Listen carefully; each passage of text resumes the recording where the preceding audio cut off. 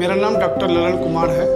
मैं एक paediatric physiotherapist हूँ। मैं पिछले 20 सालों से पीडियाट्रिक फील्ड में अपनी सेवा दे रहा हूँ और पिछले 16 साल तक तो मैं दिल्ली में था, लेकिन मैं पिछले 3.5 साल से रांची में हूँ और मैं एक अपना सेंटर रन कर रहा हूँ जिसका नाम है Lallan's academy of autism and child physiotherapy.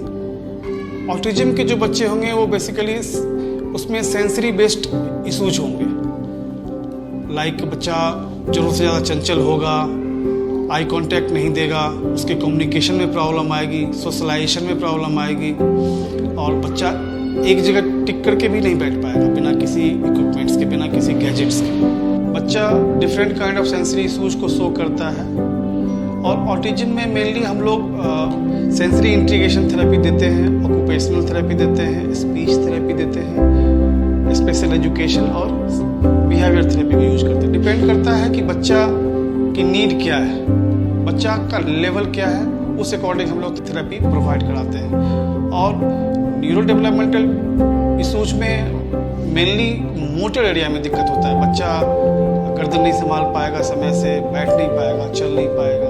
Autism में यूजुअली हम लोग sensory integration therapy, speech therapy, special education और बिहेवियर थेरेपी के थ्रू बच्चों में इम्प्रूवमेंट लाते हैं। जो न्यूरो डेवलपमेंटल डिसेबिलिटीज है उसमें हम लोग न्यूरो डेवलपमेंटल टेक्निक्स यूज करते हैं। इसके साथ साथ अगर बच्चे में स्पीच इशूज है तो स्पीच थेरेपी देते हैं। बच्चा का अगर मेंटल एज फिजिकल एज से मैच नहीं करता है तो उसको स्पेशल एजुकेशन देते हैं और डिपेंड करता है कि बच्चे की नीड क्या है। ऑटिज्म में तो बिल्कुल क्लियर होगा, बच्चा सोशलाइज नहीं हो पाएगा, सोशलाइज होने में बच्चे को दिक्कत होगी, बच्चे को फ्रेंड्स बनाने में दिक्कत होगा, बच्चे को अपने एज ग्रुप के साथ बच्चों के साथ हिलने मिलने में दिक्कत होगी और बच्चा कम्युनिकेट नहीं कर पाएगा। उसमें कम्युनिकेशन एबिलिटीज होने के बाद भी बच्चा कम्युनिकेट करने में दिक्कत होती है। ये यूजुअली आपको ऑटिज्म कंडीशन में देखने को मिलेगा। हम लोग basically intra disciplinary approach follow करते हैं।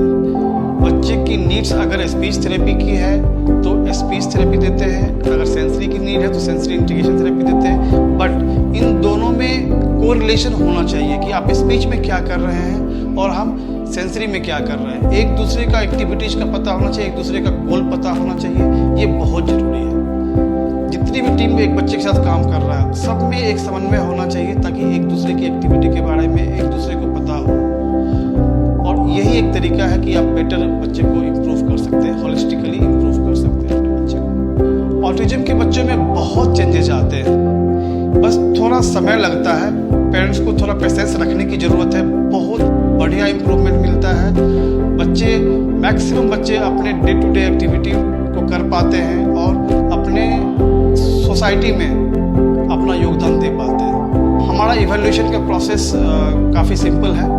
हम कभी बच्चे को लेवलाइज नहीं करते कि आपका बच्चा माइल्ड है, मॉडरेट है, सीवियर है। ये बहुत सही नहीं लगता है क्योंकि पेरेंट्स पे बहुत गलत इम्पैक्ट डालता है ये। हम लोग हमेशा बच्चे को फंक्शनली इवैल्यूएट करते हैं। फंक्शनली इवैल्यूएशन में हम देखते हैं कि पेरेंट्स का कंप्लेंट पहले क्या है, उसके बाद हम ऑब्जर्व करते हैं बच्चे की कंडीशंस कैसी है, बच्चा क्या क्या शो कर रहा है। इसके बाद हम बच्चे को एक्सप्लेन करते हैं कम्युनिकेशन लेवल पे, प्ले लेवल पे, बिहेवियर लेवल पे, सेंसरी प्रोफाइल लेवल पे। फिर हम उसके अकॉर्डिंग एक अपना प्लान सेट करते हैं और बच्चे का ट्रीटमेंट शुरू करते हैं। हाय, मेरे बच्चे का नाम है अरण्या। उनका थोड़ा सा ADHD का प्रॉब्लम था, थोड़ा सा हाइपर एक्टिविटी का प्रॉब्लम था। हमने ऑलरेडी डॉक्टर्स के साथ कंसल्ट किए हैं। कंसल्ट करने के बाद डॉक्टर ने हमको ऑक्यूपेशनल थेरेपी का सजेस्ट किए थे। रांची शिफ्ट होने के बाद हम गूगल किए। गूगल करने के बाद ये ललन्स एकेडमी ऑटिज्म सेंटर में उसका हमको पता चला वहाँ पे।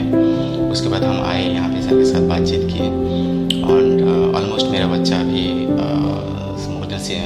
5 मंथ्स के आसपास यहाँ पे क्लास ले रहे हैं। तो there is a lot of improvements I have seen in him. यहाँ ललन सर के पास भी मैंने बहुत बच्चों को देखा है जो चल नहीं पाते थे, अच्छे से चल पा रहे हैं। जो बहुत ज़्यादा उछलते थे वो शांत हैं। तो इसलिए पेरेंट्स को चाहिए जब पता चले कि ऑटिस्टिक चाइल्ड है, उनका अच्छे से थेरेपी ले, डायग्नोसिस करा सकते हैं। लेकिन जो भी वर्क है वो थेरेपी के माध्यम से ही उसमें इम्प्रूवमेंट लाया जा सकता है। और साथ में अपने बच्चों के साथ अच्छे से बहुत ज़्यादा उनसे बात करें, उनसे खेलें, अपने बच्चे को समय दें, क्योंकि ऐसे बच्चे आपका समय खोजते हैं। पेरेंट्स को ज़रूरत है कि उसके साथ लगे रहने की ज़रूरत है।